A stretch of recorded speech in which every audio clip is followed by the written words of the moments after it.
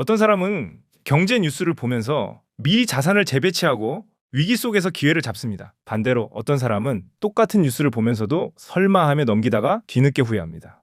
전자는 폭풍이 오기 전에 배를 항구로 피신시킨 선장이고 후자는 파도에 휩쓸려 표류하는 조난자입니다. 솔직히 고백하자면 그 뒤늦게 후회하던 사람이 바로 과거의 저였습니다. 경제가 어떻게 돌아가는지 관심도 없었고 금리가 오르든 내리든 내 월급만 잘 들어오면 된다고 생각했습니다. 그러다 한번 크게 데이고 나서야 깨달았습니다. 경제의 흐름을 읽지 못하면 내 돈이 내 의지와 상관없이 녹아내린다는 사실을 말입니다. 그래서 오늘 여러분께 아주 중요한 이야기를 해드리려 합니다. 지금 2026년 1월 대한민국 금융시장에서 벌어지고 있는 기이하고도 위험한 현상에 대해서 말입니다. 자, 여기서 아주 기본적인 경제 상식 하나를 여쭤볼게요. 중앙은행이 돈을 찍어서 시장에 풀면 금리는 어떻게 될까요? 당연히 내려가야 합니다. 시중에 돈이 넘쳐나면 돈의 가치가 떨어지고 돈을 빌리는 비용인 금리도 함께 내려가는 게 상식이니까요. 이건 경제학 교과서 첫 장에 나오는 가장 기본적인 원리입니다. 그런데 지금 2026년 대한민국에서는 이 상식이 완전히 뒤집어지고 있습니다. 한국은행이 수조 원의 돈을 시장에 쏟아붓고 있는데 금리는 오히려 치솟고 있습니다. 마치 소방관이 불을 끄려고 물을 뿌렸는데 그게 알고 보니 기름이었던 것처럼 말입니다. 도대체 무슨 일이 벌어지고 있는 걸까요? 한국은행은 지난해부터 RP매입이라는 방식으로 단기 유동성을 공급해왔습니다. 여기에 더해 국고채 단순 매입까지 연이어 동원하고 있습니다. 수조 원에 달하는 어마어마한 규모입니다. 이건 시장에 불이 났으니 급하게 소방호스를 들고 뛰어든 것과 같습니다. 그런데 결과는 정반대였습니다. 2025년 초만 해도 2% 후반에서 3% 초반을 오가던 10년물 국고채 금리가 지금은 3% 후반을 넘보고 있습니다.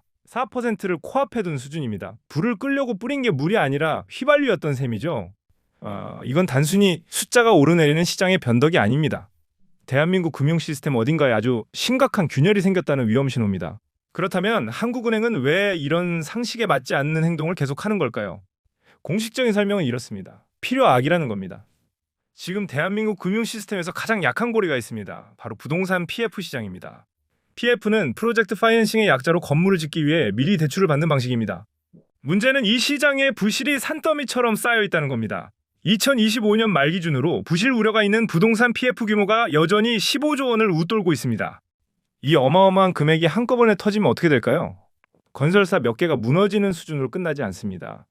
여기에 돈을 빌려준 저축은행이 흔들립니다. 증권사도 휘청거립니다. 심지어 시중은행까지 연쇄적으로 충격을 받게 됩니다. 대한민국 금융 시스템 전체가 마비될 수 있다는 공포가 깔려 있는 겁니다. 한국은행은 바로 이 최악의 시나리오를 막기 위해 소방수 역할을 자처하고 있습니다. 급하면 불부터 끄자는 거죠. 하지만 시장의 시선은 완전히 다릅니다. 한국은행의 이런 행동이 오히려 더 큰 문제를 만들고 있다고 봅니다. 바로 도덕적 해이라는 독버섯이 자라나는 토양이 된다는 겁니다. 한번 상상해 보세요. 아이가 넘어질 때마다 푹신한 매트를 깔아주면 어떻게 될까요? 아이는 조심해서 걷는 법을 배울까요? 아니면 더 과감하게 뛰어다니다 결국 더 크게 다치게 될까요? 지금 한국은행이 깔아주는 유동성이 바로 그런 매트 역할을 하고 있습니다. 사업성이 없어서 진작 정리됐어야 할 프로젝트들이 중앙은행의 돈 덕분에 연명하고 있습니다. 금융기관들도 마찬가지입니다. 위험한 곳에 투자해도 결국 정부가 구해주겠지 하는 믿음이 생겨버렸습니다.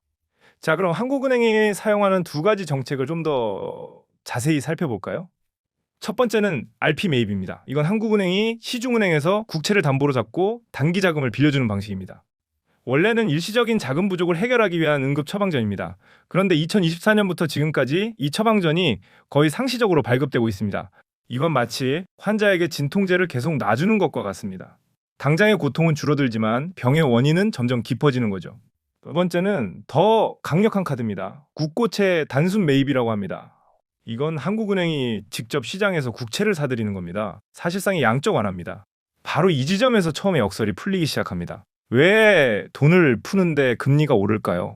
시장의 스마트머니, 특히 외국인 투자자들은 이렇게 생각합니다. 한국은행이 저렇게 필사적으로 돈을 풀고 있다는 건 상황이 우리 생각보다 훨씬 심각하다는 뜻이구나.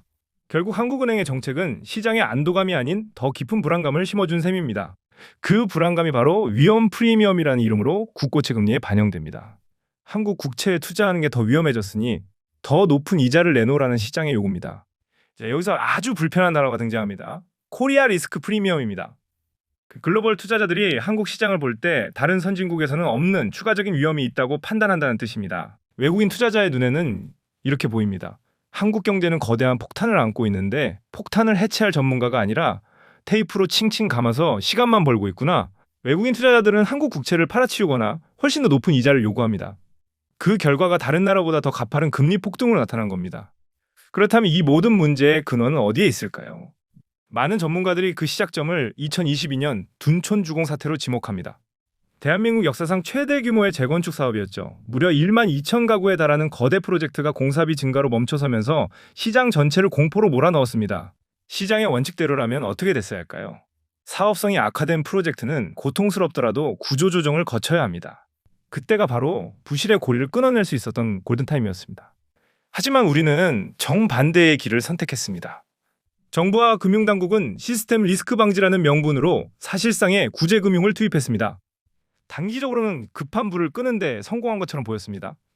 하지만 그 대가는 혹독했습니다.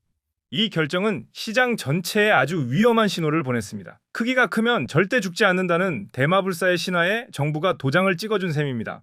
이때부터 무분별한 PF 대출이 폭발적으로 늘어나기 시작했습니다.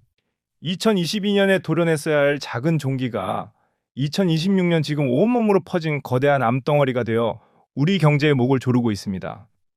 더 근본적인 문제가 있습니다. 왜 정책당국은 이토록 무리한 결정을 내렸을까요? 그 답은 우리 경제의 구조적 아킬레스건에 있습니다. 부동산에 대한 과도한 경제 의존도입니다. 우리 경제라는 거대한 배가 부동산이라는 단 하나의 엔진에만 의존해서 항해하고 있는 겁니다. 이 엔진이 멈추면 배 전체가 침몰할 수 있다는 공포가 정책의 발목을 잡고 있습니다. 그렇다면 이제 정말 끝인 걸까요? 이렇게 병이 온몸에 퍼진 경제는 회생이 불가능할까요? 아닙니다. 역사적으로 우리보다 더 심각한 금융위기를 겪었던 나라들도 고통스러운 수술을 통해 살아남았습니다. 대표적인 방법이 바로 배드뱅크입니다. 금융권 곳곳에 흩어진 부실 자산을 한 곳에 모아 격리하고 시장가 기준으로 빠르게 정리하는 구조입니다. 1990년대 초 스웨덴은 부동산 거품 붕괴로 금융 시스템이 마비될 위기에 처했습니다. 스웨덴 정부는 배드뱅크를 만들어 부실 자산을 장부가가 아닌 실제 시장 가격으로 사들였습니다. 은행은 즉시 손실을 인식해야 했습니다. 고통은 컸지만 결과적으로 금융 시스템은 3에서 4년 만에 정상화됐습니다. 자, 이제 가장 중요한 이야기를 할 차례입니다. 여러분 각자가 이 위기에 대비할 수 있는 개인 경제 계기판을 알려드리겠습니다. 자동차 운전석에 속도계와 연료계가 있듯이 위험한 경제의 도로를 운전하기 위해 확인해야 할 5가지 핵심 지표입니다. 첫 번째 계기판은 국고채 10년물 금리입니다. 이것이 위험의 예고편입니다. 만약 4%를 돌파해서 4.5%를 향해 치솟기 시작한다면 시스템의 균열이 심각하다는 첫 번째 경고등입니다. 두 번째 계기판은 원달러 환율입니다. 이것이 위험의 신호탄입니다.